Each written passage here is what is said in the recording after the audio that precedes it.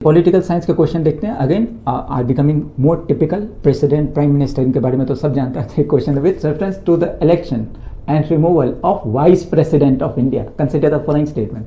पहला है the electoral college of the election of vice president consist of both elected and nominated, बिल्कुल सही, member of parliament, unlike the president electoral college which includes only elect, हाँ बिल्कुल सही, president के लिए only elected और वाइस प्रेसिडेंट के लिए दोनों।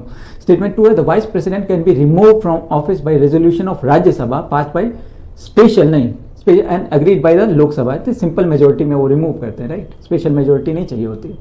थर्ड आपका the constitution list violation of constitution as a specific ground, specific आया रुक जाना, फॉर रिमूवल, ये भी नहीं है ना। स्टेटमेंट 3 भी गलत। तो पूछा which one of the following statement is respect to the, okay, तो स्टेटमेंट 1 इज करेक्ट, वो तो सही है, बट स्टेटमेंट 2 एंड 3 बिल्कुल सही, पहला ही ऑप्शन, ओके, याद रखिएगा ना। और जितने भी कॉन्स्टिट्यूशनल बॉडीज है, ओके, तो उसके बारे में तो पढ़ते सब हैं लेकिन रिवाइज कम करते हैं, राइट। और दिस टिपिकल क्वेश्चंस बहुत बार, मतलब बहुत ज़्यादा रिपीटेड होते हैं ना।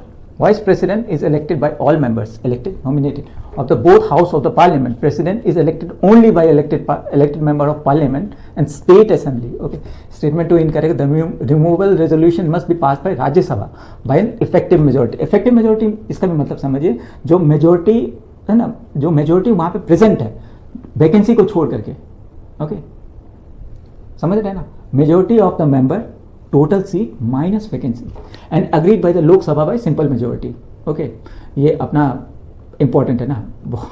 स्टेटमेंट 3 इनकरेक्ट है, the constitution does not specify any ground to removal of vice president. The phrase violation of constitution, ये सिर्फ प्रेसिडेंट के लिए लागू होता है, ओके, उनकी इम्पीचमेंट